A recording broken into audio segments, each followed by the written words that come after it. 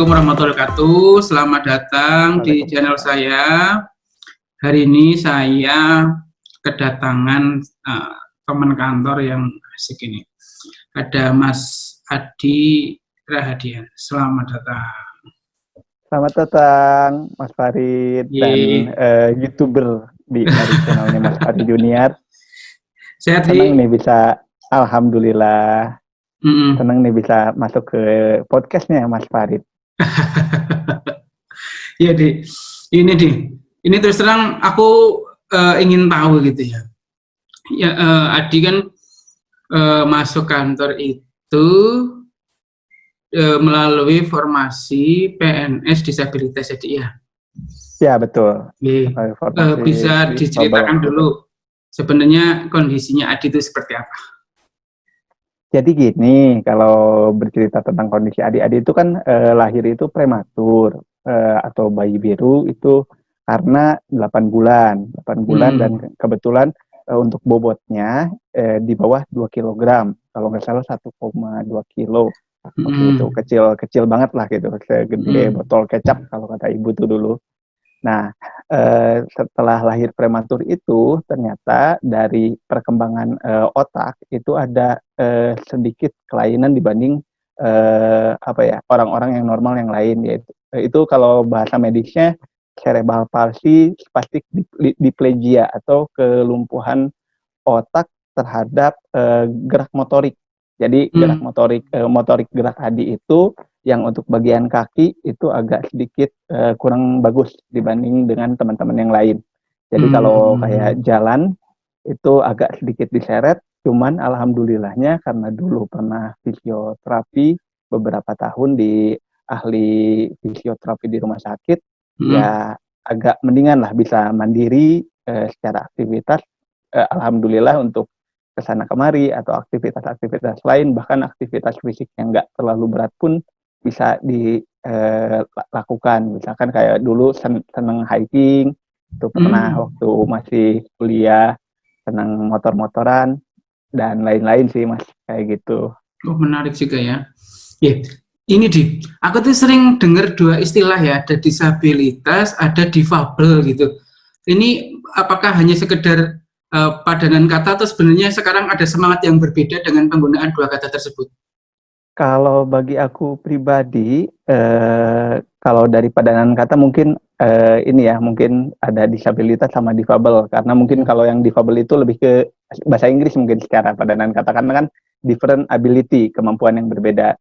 Tapi kalau aku pribadi itu lebih prepare menggunakan kata-kata difabel. Kenapa?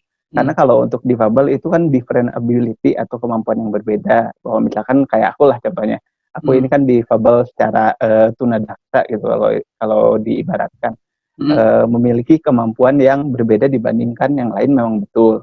Cuman kalau diibaratkan contoh misalkan seperti Mas Farid itu kan seneng lari atau olahraga. Misalkan Mas Farid pengen berjalan nih atau menuju suatu tempat, suatu garis finish di depan, misalkan di komplek kantor, misalkan di BIG atau di LIPI. Nah, bagaimana caranya? Adi kan nggak bisa lari yang kencang apa gimana gitu, karena memang ada gangguan untuk keseimbangan.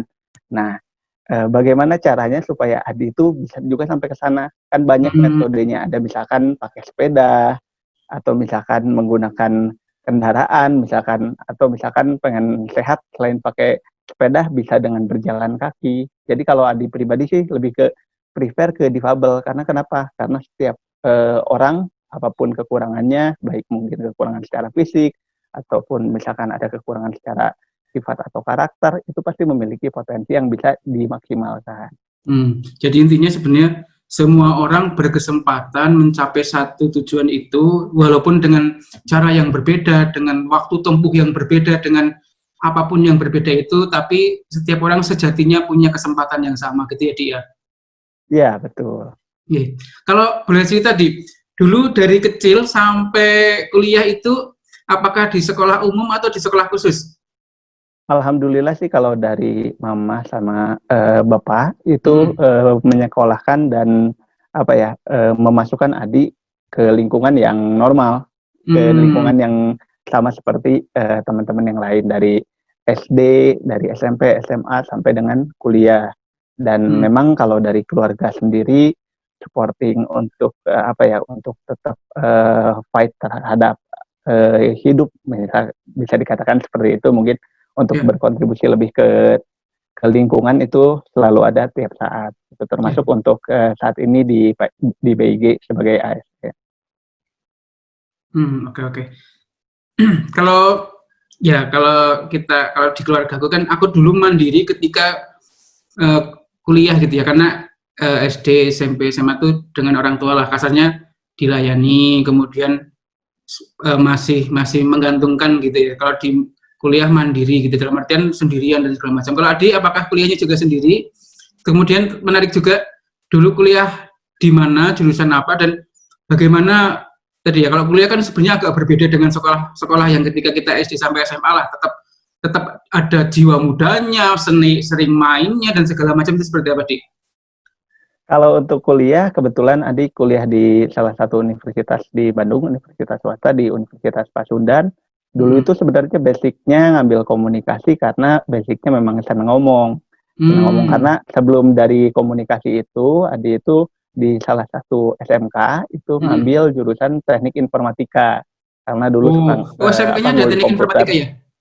Iya, adik ngambil Hmm. SMK di teknik informatika di salah satu SMK di Bandung. Nah, untuk kuliah sendiri aktivitasnya memang sih Mas ada yang beda lah, lebih aktif mungkin dibandingkan dengan waktu SMA atau SMP. Kalau di SMA SMP mungkin hanya sekedar OSIS atau hanya sekedar forum DKM. Hmm. Kalau ketika kuliah mungkin lebih mencoba yang hal-hal lain, misalkan seperti ikut himpunan mahasiswa atau ikut BEM di fakultas, sampai dulu pernah ikut atau nyobain jadi announcer. Jadi dulu tuh ada radio lokal untuk satu stasiun sekampus Hmm. se Bandung Raya. Adi ikut nyobain di sana jadi announcer kurang lebih sekitar 3 tahun gitu. Jadi mencoba untuk Hmm. mengembangkan potensi-potensi dan berusaha untuk membuka jaringan sosial yang lebih lagi lah Hmm. gitu. Terus kalau kehidupan pas di kampus ngekos, itu ngekos sendiri atau memang ada tinggal di rumah orang tua atau family? Kalau waktu kuliah itu kebetulan karena masih di Bandung ya kampusnya Hmm. dan memang masih bisa dijangkau dengan kendaraan karena memang Hmm. waktu mulai dari kuliah sampai kerja itu pakai kendaraan sendiri.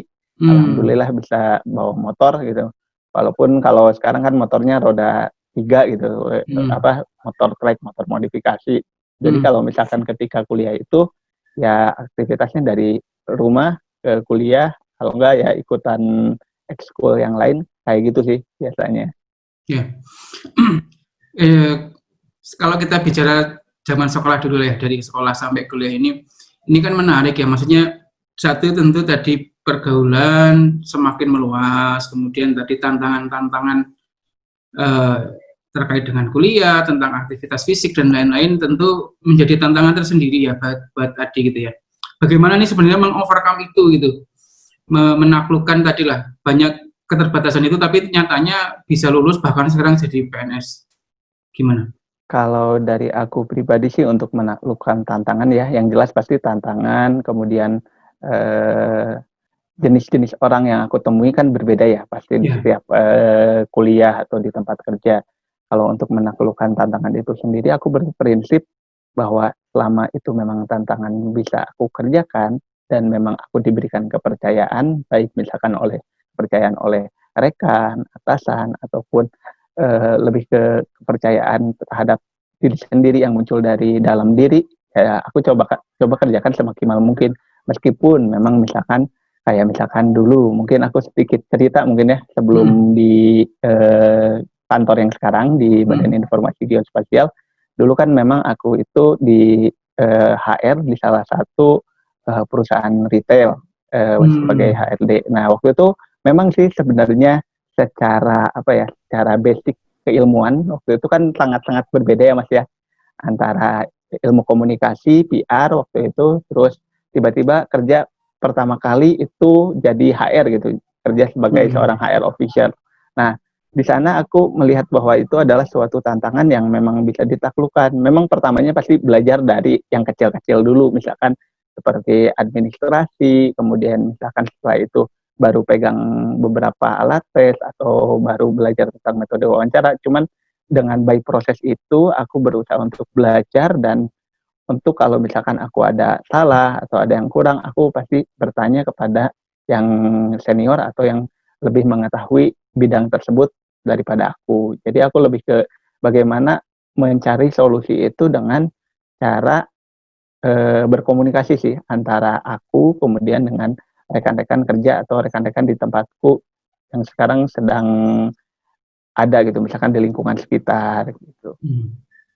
Jadi setelah lulusan berapa, Dik? Lulus itu aku 2016, kalau masuk itu 2016. 2012, pertengahan, sekitar 3,5 tahun lah waktu itu S1-nya. Oh, berarti sempat bekerja lama. Bekerja di mana aja?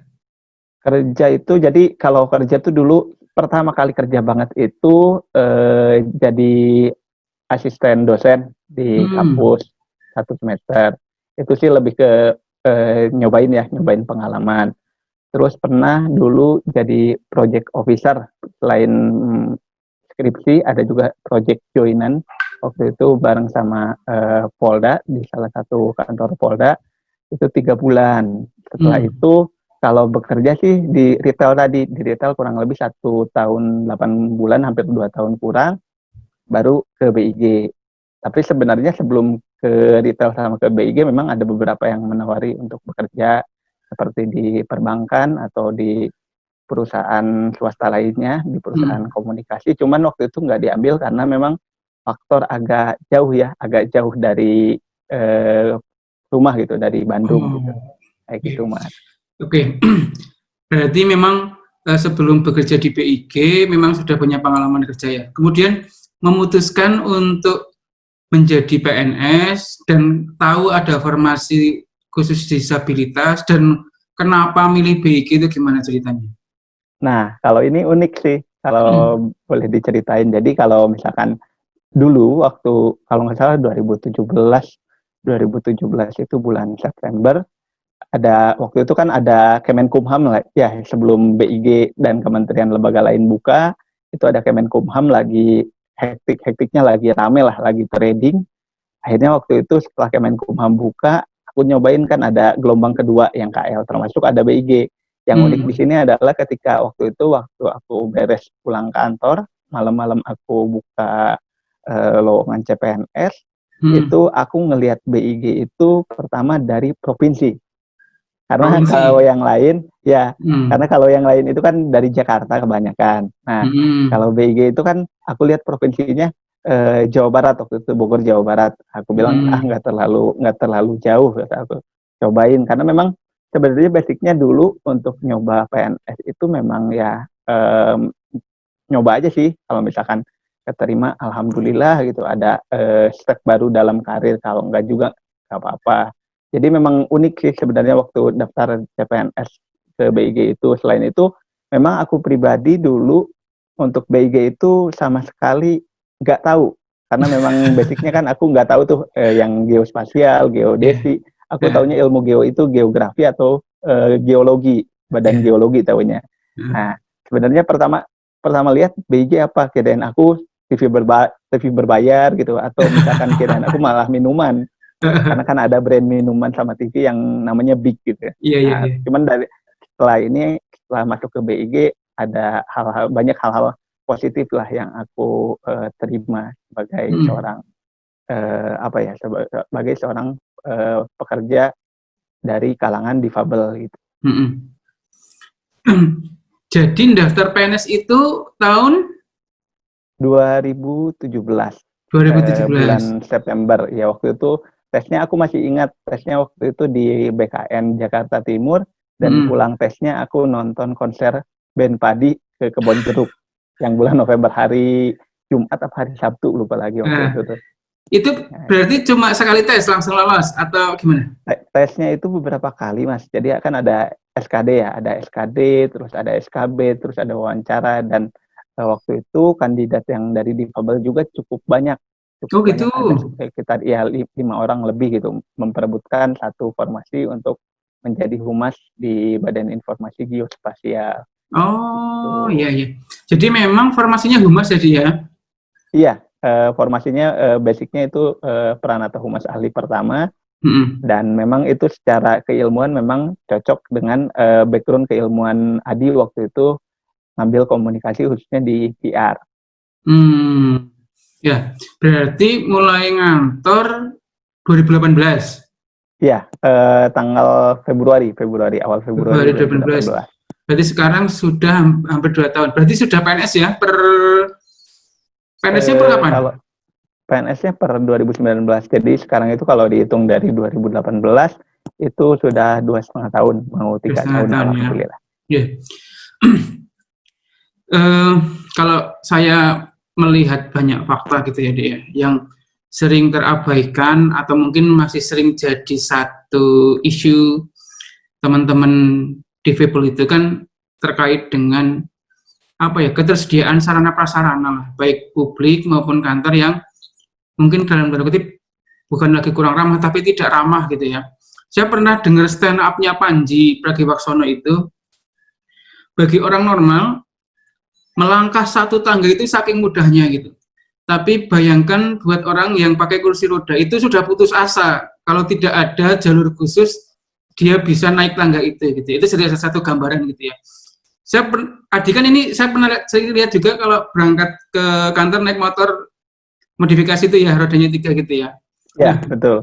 selama pengalaman Adi ini di kantor ini, saya mungkin juga memperhatikan ya di kantor bahkan sampai dibikin satu parkir khusus buat Adi ya. Seingat saya. Iya, ada. Ya, Ada kemudian parkir khusus itu.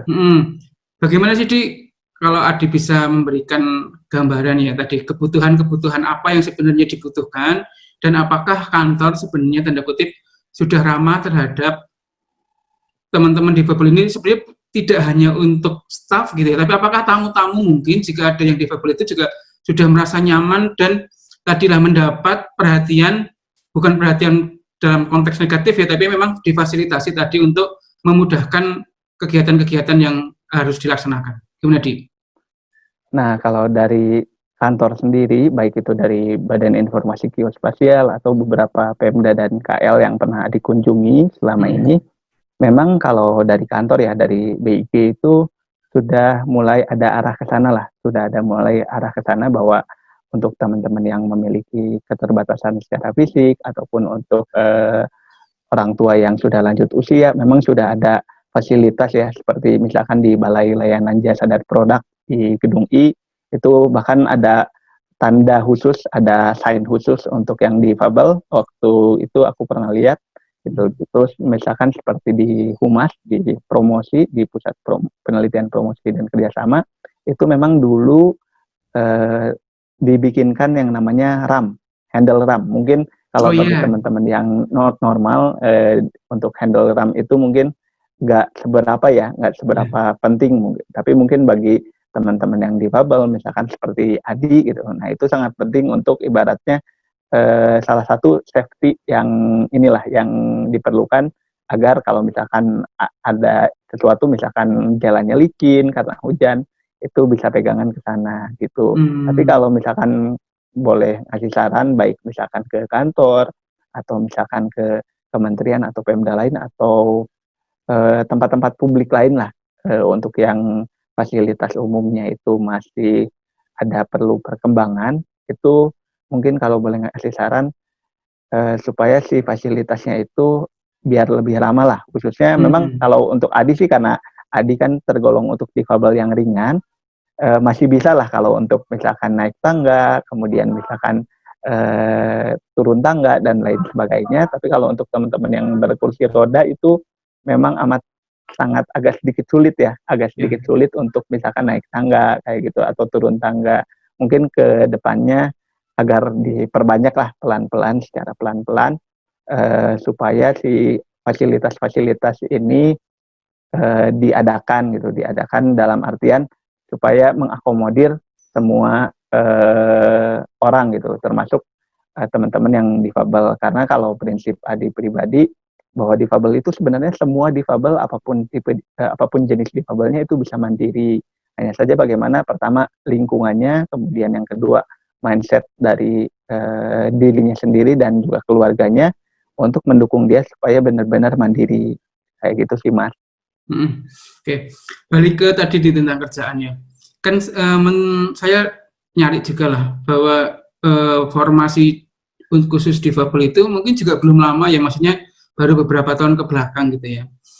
Eh, Menurut Adi sudah tepatkah ini, dalam artian ya memang ini yang dibutuhkan, di mana teman-teman yang difabel itu juga butuh kesempatan, dan memang ketika diberi kesempatan kita juga bisa bekerja kok gitu. Maksudnya keterbatasan fisik dan lain-lain itu sebenarnya ya itu takdir gitu ya, artinya teman-teman juga bisa berjuang, bisa perform, bisa berprestasi seperti itu. Gimana pendapat tadi?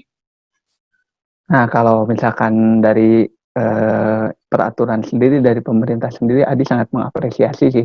Karena memang untuk yang difabel itu kan undang-undangnya baru ya Mas ya. Jadi undang-undang dulu tuh kan ada undang-undang untuk penyandang cacat tahun 97 yang direvisi pada tahun 2016 menghasilkan Undang-Undang Nomor 8 tahun 2016 tentang penyandang disabilitas, di mana memang undang-undang tersebut bisa dikatakan menjadi milestone lah, menjadi batu loncatan atau menjadi benar-benar perubahan untuk teman-teman difabel ini, karena di dalam undang-undang tersebut sendiri memang ada pasal di sana, di dalam pasal yang ketenagakerjaan, bahwa mewajibkan baik itu instansi pemerintah maupun perusahaan swasta itu mempekerjakan difabel, di mana difabel tersebut minimal adalah 1% untuk di instansi swasta dan 2% di instansi pemerintah.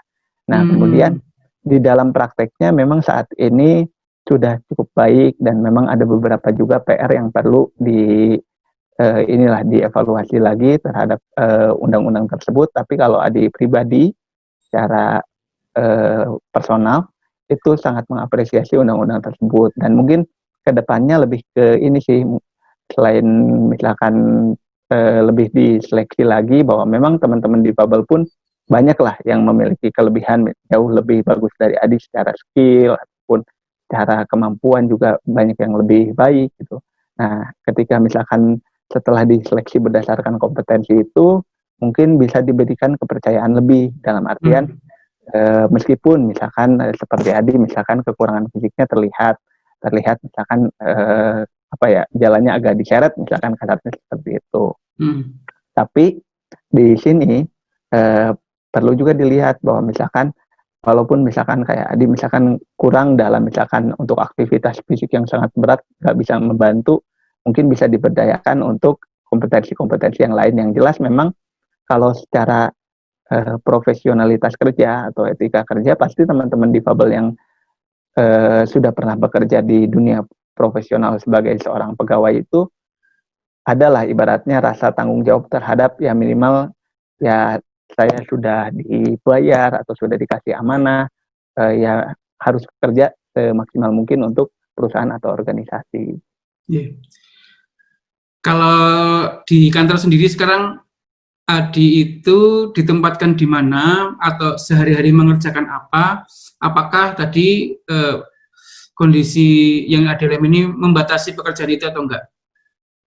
Kalau untuk kondisi sih alhamdulillah tidak membatasi, dan kebetulan memang sekarang diamanahi di bidang promosi dan kerjasama. Jadi bidang promosi dan kerjasama itu kayak humasnya BIG lah, humasnya Badan Informasi Geospasial, di mana kerjaan Adi sendiri yang pertama itu memaintain untuk konten-konten kayak misalkan menuliskan artikel atau berita dari event-event kantor, kemudian misalkan kalau ada liputan atau misalkan ada sosialisasi itu juga ikut ke lapangan, dan banyak sih aktivitas-aktivitas lain yang dilakukan. Selain itu juga membantu untuk administrasi, karena kan memang basicnya pekerjaan pasti ada lah yang namanya administrasi yang perlu, pelaporan yang perlu dikerjakan kayak gitu. Dan memang kalau untuk pekerjaan ini lebih banyak ke pekerjaan memang yang berhubungan dengan komunikasi tadi, seperti misalkan ikut pameran, jaga stand, kemudian misalkan koordinasi kerjasama dengan Pemda atau dengan kementerian lembaga lain. Jadi memang kalau secara keilmuan memang di BIG ini, di humas ini memang terpakai ibaratnya cocok lah dengan ijazah dan keilmuan yang dulu Adi ambil. Ya. Berarti jika selama ini sudah ini juga ya, sudah maksudnya dinas kemana-kemana gitu, maksudnya tidak ada kendala ya? Kalau dinas alhamdulillah sih Mas, nggak ada kendala, dan memang sudah beberapa tempat lah baik itu di Pulau Jawa maupun di luar Pulau Jawa yang pernah dikunjungi untuk melaksanakan kegiatan dari kantor. Oke, gitu. Kalau ini di berangan-angan, nah ini kan Adi itu berarti S1 ya dia? Iya, aku S1. Ya, punya mimpi nggak mungkin mau S2 bahkan mau dokter gitu? Kalau sekarang sih memang pengen kuliah, pengen Hmm. ngelanjutin ke S2 karena memang basicnya dulu sebenarnya cita-cita tuh jadi dosen, jadi pengajar karena kan memang Oh, dari keluarga, dari ibu dan juga ya. dari keluarga besar itu Hmm. ada beberapa yang menjadi pengajar dan juga jadi dosen. Jadi memang pengen Hmm.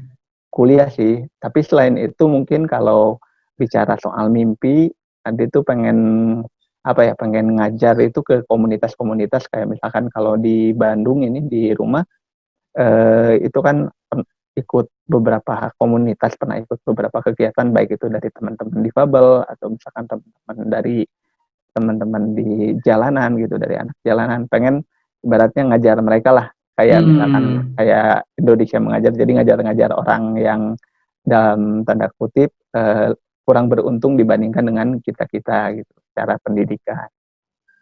Oke, wah ini menarik sekali nih.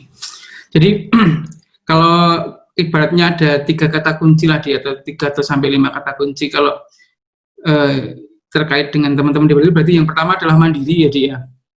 Jadi memang ternyata teman-teman difabel itu juga bisa mandiri asalkan tadi dukungan dari keluarga, dari kantor, dari masyarakat juga terpenuhi gitu ya dia.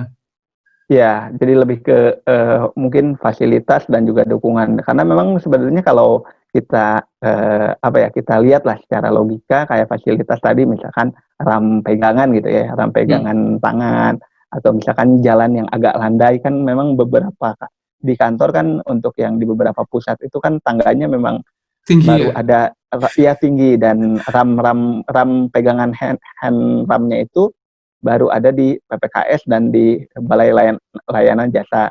Memang sih kalau Hmm. dilihat secara nominal atau ke mungkin fungsinya apaan gitu yang namanya RAM doang gitu. Nah, Iya. tapi sebenarnya kalau RAM dan si jalan landai itu bisa digunakan oleh teman-teman yang normal secara fisik gitu. Kalau Iya. misalkan takutnya kan misalkan amit-amit misalkan ada yang habis kecelakaan atau ada Iya. yang lagi sakit, misalkan yang lagi sakit asam urat misalkan gitu.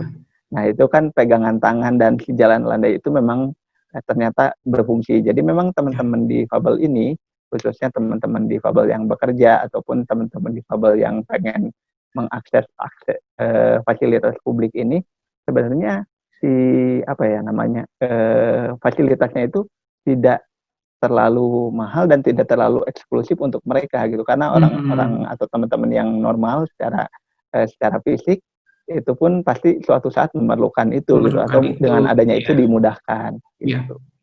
Oke, baik di. Wah ini menarik sekali nih. Jadi saya dapat banyak insight ini terkait teman-teman di Babel. Jadi terima kasih Adi sudah bergabung. Saya kira ini nanti mudah-mudahan ketika tayang di YouTube jadi satu ini ya satu informasi yang saya terus terang memang karena gini ya kurang kurang kurang memahami ya karena kurang mencari tahu gitu ya. Ternyata begitu ada teman kantor dan segala macam baru ngeh dan baru paham juga oh tadi kalau bahkan untuk handle RAM aja ternyata sebegitu penting gitu kita kadang menutup mata gitu ya terhadap kondisi-kondisi itu ya. Jadi saya kira apa yang Adi sharing hari ini akan sangat bermanfaat dan berguna untuk membuka mata semua orang gitu terutama mungkin nanti di kantor agar lebih memperhatikan fasilitas-fasilitas yang mungkin sebenarnya tidak hanya untuk teman-teman dulu suatu saat pasti akan juga bermanfaat buat yang lain gitu ya dia.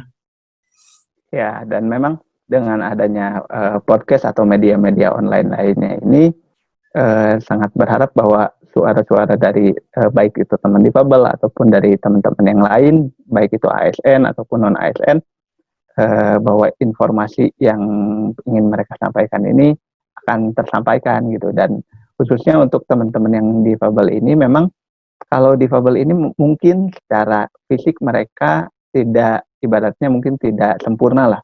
Ya. Tapi mungkin di luar kemampuan fisik itu mereka bisa diberdayakan mungkin tidak hanya sekedar hanya dari kerjaan atau misalkan dari segi apa ya dari segi yang lainnya lah gitu, bahwa kan sekarang banyak tuh stigma-stigma difabel yang masih bahwa difabel tuh hanya ibaratnya kasihan atau hanya orang-orang yang dalam tanda kutip misalkan kurang begitu berguna. Nah, dengan adanya undang-undang tadi, kemudian kemajuan teknologi, kemudian adanya juga akses pendidikan yang sudah lebih baik, Adi itu berharap bahwa teman-teman difabel itu ke depan bisa setidaknya untuk membuka diri, Mas, gitu. Karena memang banyak sih teman-teman difabel yang masih agak sedikit mungkin malu-malu atau Minder gitu ingin kali minder ya. apa gimana. Iya, pasti Iya, ada, masih banyak yang kayak gitu. iya. Nah, berharap bahwa dengan adanya teman-teman difabel yang bisa ibaratnya menerobos dinding-dinding yang selama ini dalam tanda kutip, masa sih teman-teman difabel bisa,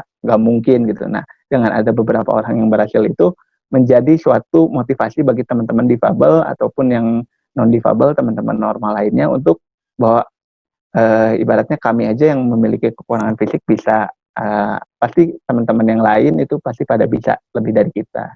Oke, wah ini closing yang mantap sekali ini. Terima kasih loh Di, sudah Sama-sama. mau meluangkan waktu buat ngobrol ini.